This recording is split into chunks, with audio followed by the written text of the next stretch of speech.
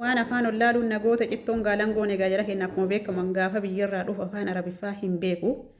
ingiliffa habbaa sadii fidadhee dhufe takkaffaa I am hungry thank you I don't know qabadhee dhufe I don't know kan akka yaadutti waa sadii afuriif na fayyada jedhee yaadee hin agarreefis hin beekuufis waa hedduuf na fayyada jedhee qabadhee dhufe haa ta'u malee maatiin an bira dhaqee baadiyyaadha ingiliffa hin danda'anii haguma hin danda'u tanaan danda'an maatii ijoollee shanii taqixxee 50 bira rabbiin nageesse yeroo sanitti illee akka ammaa kanan turre baxaame sireesii hin aara hedduun aara hilliki keessa gala yoo namni na aarse waa namni na aarse san daran balleessallee nama sanillee aarsaa jechuudha akka ammaa kana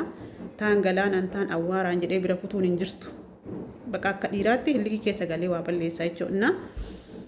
maal ta'ee oggusaan na aarsanii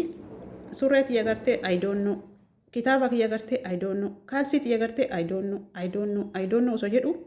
as gara galchanii maqaa kiyya ofirraa dhiisanii you don't know naa baasanii jechuudha maqaa you don't know surreetii agartee you don't know kaalsii kiyya agartee you don't know waan akkana agartee naan jechuu eegalan maqaa kiyya jijjiiranii jechuudha waan xiqqishu keessa dabarree miti akka sadarkaa kana geennee amma kan tiktok irraa isin haasoo jiru kana ijoolleen amma biyyarraa dhuftan jechuudha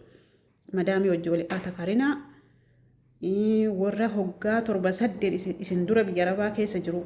wajjiniin waliin dorgomina tasgabbaayaati dalagaa keessan dalagadha hin dhaqqabamu wanti hundu yoo rabbi umrii isin kaa'e wanti lufu hin jiru hin dhaqqabdanii jechuudha seenaa hedduu qabna kanaafillee isin himna asumaano YouTube kiyya mee subscribe naa godha maqama asirra jiru kanatti barreessaati YouTube kiyya please subscribe naa godha